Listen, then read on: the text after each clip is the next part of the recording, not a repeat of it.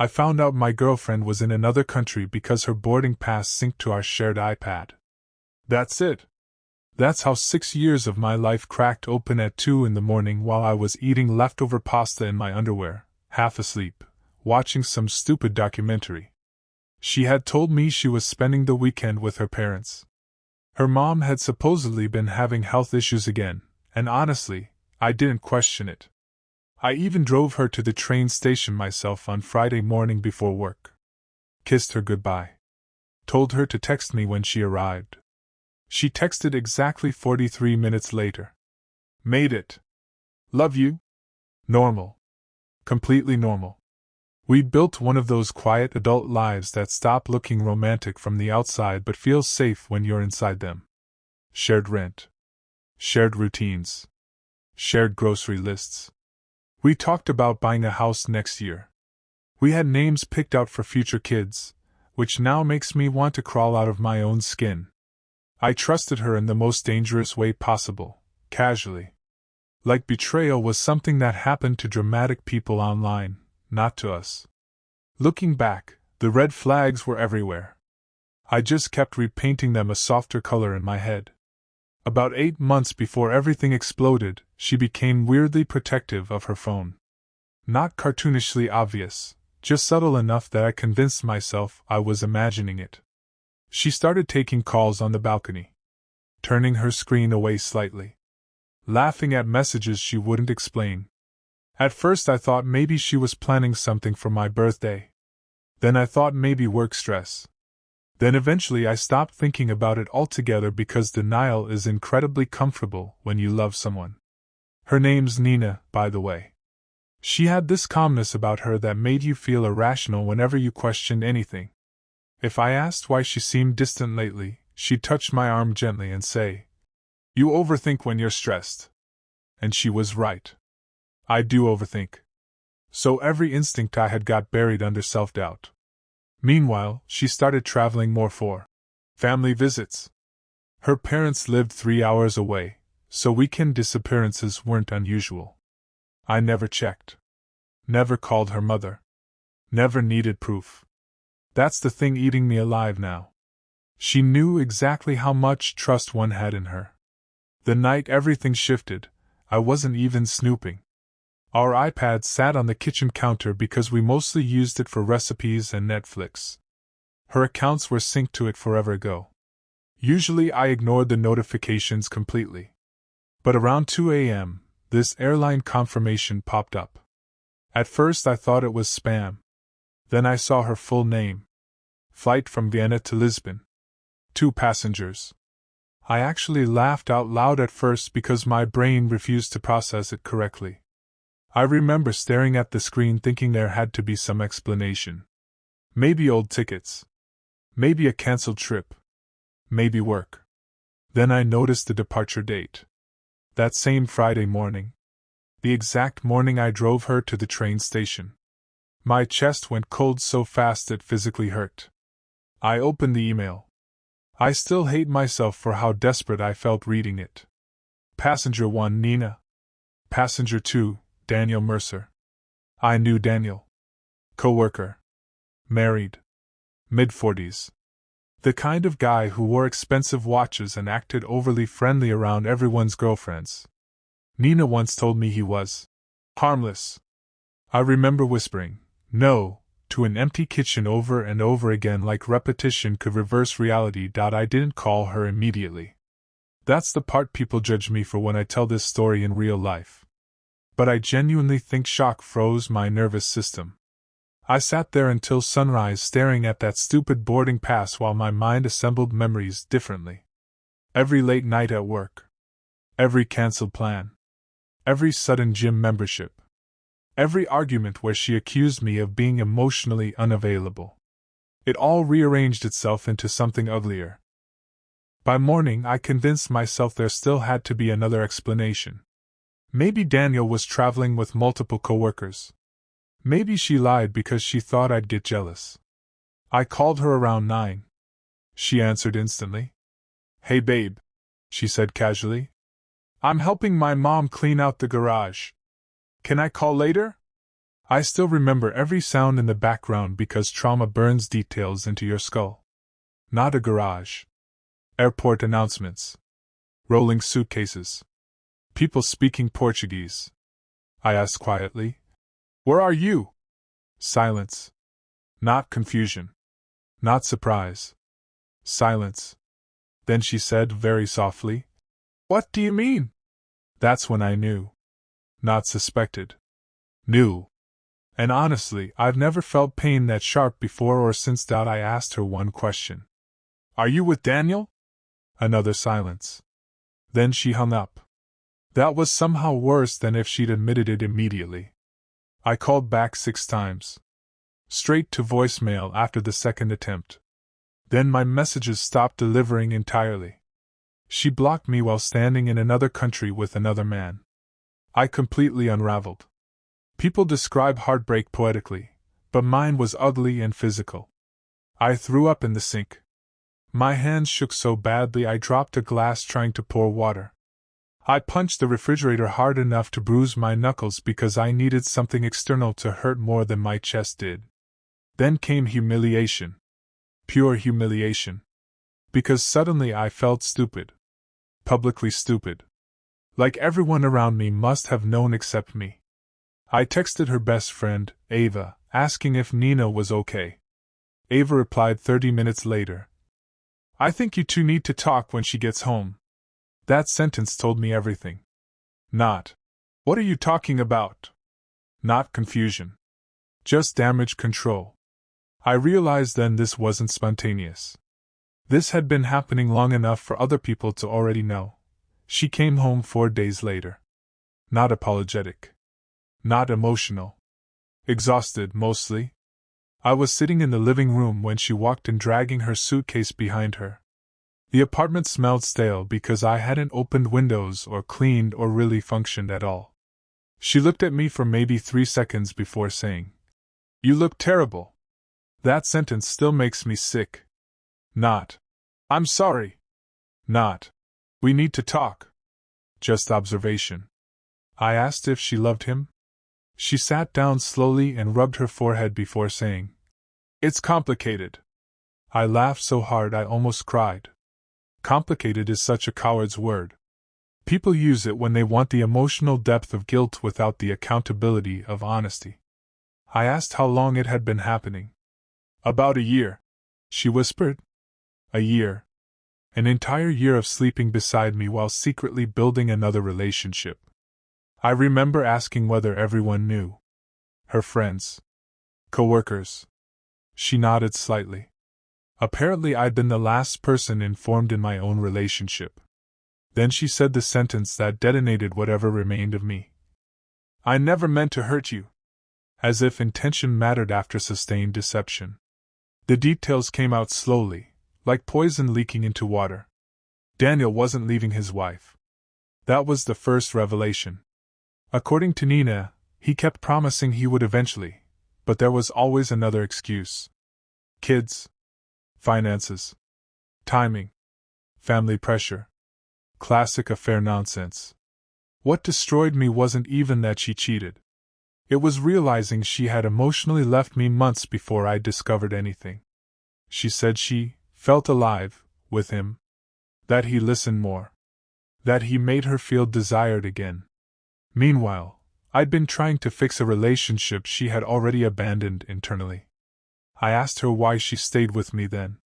She started crying for the first time and said, "Because I loved you too." Too. That word nearly killed me. I remember standing there wondering how many versions of reality can exist inside one person. She claimed she loved me while lying directly into my face every single day for a year. At one point I asked if they slept together in Lisbon. She looked offended that I even asked. That reaction almost made me lose my mind. Like I was somehow violating boundaries by acknowledging the obvious betrayal already destroying our lives.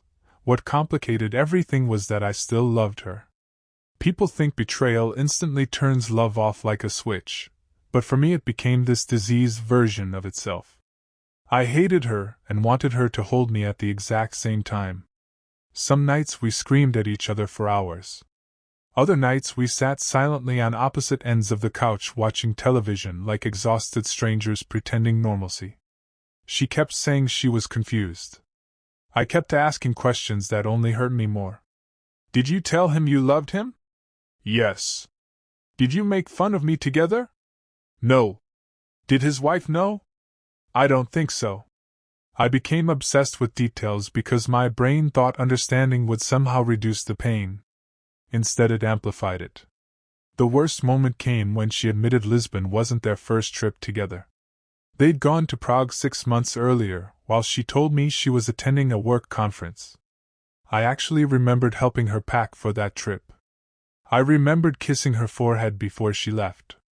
That memory became contaminated instantly. Every good memory started feeling dangerous after that, like touching exposed wires. Then his wife contacted me. Her name was Claire. I got the message on Facebook around midnight. I think we need to speak. I stared at those words for 10 full minutes before replying. We met at a coffee shop 2 days later, and honestly, seeing her almost broke me more than Nina's confession did. Claire looked exhausted in a way I can't fully describe. Like someone who hadn't slept properly in months. She already knew about the affair. Apparently she discovered suspicious hotel charges weeks earlier, but Daniel convinced her it ended.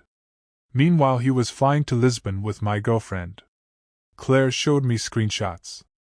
Messages. Photos. One picture was from a restaurant overlooking the ocean. Nina was smiling in it. That smile haunted me because I realized I hadn't seen her look genuinely happy with me in a very long time. Claire suddenly started crying at the table and apologized to me repeatedly, which made no sense because none of this was her fault. I think betrayal creates this strange solidarity between abandoned people. Before leaving, she said quietly, "They lie so naturally eventually that they start believing themselves." I still think about that sentence constantly. My family reacted badly. Not toward me. Toward Nina. My sister called her sociopathic, which honestly felt dramatic at first. My mother wanted to come help me pack Nina's things immediately. Friends sent angry messages I never answered.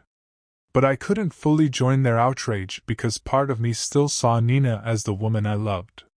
That disconnect made me feel pathetic. One night my father called and asked, "Why are you protecting someone who humiliated you?" I didn't have an answer. Maybe because accepting the truth completely meant accepting that 6 years of my life weren't what I believed they were. Nina stayed in the apartment another month because neither of us could afford to break the lease immediately. That month destroyed whatever remained of my mental health. Imagine brushing your teeth beside someone who detonated your identity. Imagine hearing them laugh on the phone in another room and wondering if it's the person they betrayed you with. I stopped eating properly. Lost almost 20 pounds. Barely slept. At work I made mistakes constantly because my brain replayed conversations like surveillance footage searching for hidden meaning. The final confrontation happened accidentally.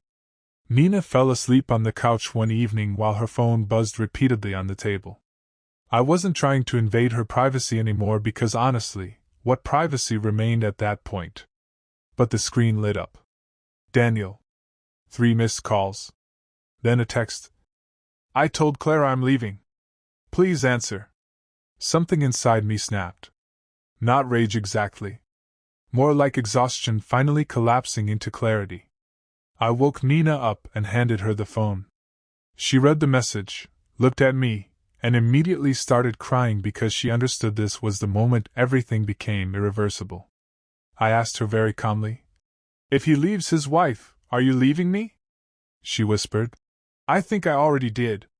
That honesty should have helped. Instead, it felt like getting skinned alive. I asked why she didn't just break up with me first. And she gave the most brutally honest answer of the entire relationship. "Because I was scared to lose you if things with him failed." Backup plan. Safety net. Emotional insurance policy. There's no graceful way to absorb hearing that from someone you plan to marry. She moved out the following week. The apartment became horrifyingly quiet afterward. For months I still expected to hear her keys in the door around 6 in the evening. Trauma does weird things to routine. Your body keeps expecting someone long after your mind understands they're gone. I deleted photos obsessively one night after too much whiskey. Thousands of them. Vacations. Birthdays. Random grocery store selfies. Then I cried afterward because deleting evidence of love feels disturbingly similar to deleting parts of yourself. Mutual friends started choosing sides. Some disappeared entirely because affairs make people uncomfortable. Others admitted they suspected something for months but didn't want to interfere. That hurt almost as much as the cheating itself. Knowing people watched me unknowingly play the fool while saying nothing. Claire eventually divorced Daniel. Ironically, Nina and Daniel only lasted another 4 months together after everything came into the open. Apparently reality wasn't nearly as exciting as secrecy. When Nina told me they ended, she sounded devastated. A horrible part of me felt satisfied. Another horrible part wanted to comfort her. That contradiction made me question my own self-respect constantly. The aftermath changed me in ways I still notice years later. Before Nina, trust felt automatic. Natural. Now trust feels like a calculated risk I consciously choose despite fear. I started therapy because I became paranoid in relationships afterward. If someone took too long replying to a text, my stomach dropped instantly. If they traveled anywhere, I spiraled internally. One woman I dated eventually told me, "You're always waiting for betrayal before anything bad even happens." She wasn't wrong. The affair infected my perception of intimacy itself. I also developed this obsessive habit of revisiting old memories trying to determine what moments were real. Did Nina genuinely love me at any point? Or was I just convenient? Therapists call this narrative collapse. Apparently. When the story you believed about your life suddenly becomes unreliable. The hardest thing to explain is the shame. Being cheated on makes you irrationally embarrassed, even though you didn't do anything wrong. I avoided social events for months because I imagined everyone picturing Nina sneaking around behind my back. Humiliation became part of my identity for a while. About a year after we split, Nina contacted me unexpectedly. Just a simple message. "Can we talk?" Every instinct told me not to respond. I answered anyway. We met at a park near our old apartment. She looked older somehow. Not physically, exactly. More emotionally worn down. She apologized properly for the first time. Not the vague, "I never meant to hurt you" nonsense from before. An actual apology. She admitted she manipulated me because she couldn't tolerate uncertainty in her own life. She wanted the excitement of the affair and the safety of our relationship simultaneously. Then she said something I still think about constantly. "I kept telling myself I wasn't a bad person because I still loved you." I asked if she ever regretted it. She laughed bitterly and said, "Every day." But strangely, hearing her regret didn't heal anything. By then the damage had hardened into something permanent. When we said goodbye, she hugged me tightly and started crying into my shoulder. For one dangerous second, muscle memory almost convinced me everything could return to normal. Then I remembered Lisbon. The lies. The boarding pass. And I walked away. I'm writing this now because someone at work lied casually to me last week about something tiny, and I almost had a panic attack. That's what scares me most. How long betrayal survives inside the body. People think heartbreak ends when the relationship ends, but sometimes it just changes shape. Sometimes it becomes hypervigilance. Sometimes isolation. Sometimes an inability to fully relax when someone says, "Trust me." I still replayed that Friday morning occasionally. Driving Nina to the station. Her kissing me goodbye. Her saying, "Love you," while already knowing she'd be on a plane with another man within hours. There's something deeply unsettling about realizing a person can hold affection and deception in the same hand so effortlessly. I don't hate her anymore. I tried to for a long time, but hatred keeps people emotionally attached too. Mostly I feel grief now. Not just for the relationship, For the version of myself that existed before I learned how convincingly people can lie while looking directly into your eyes. And honestly, I miss that version of me more than I ever missed her.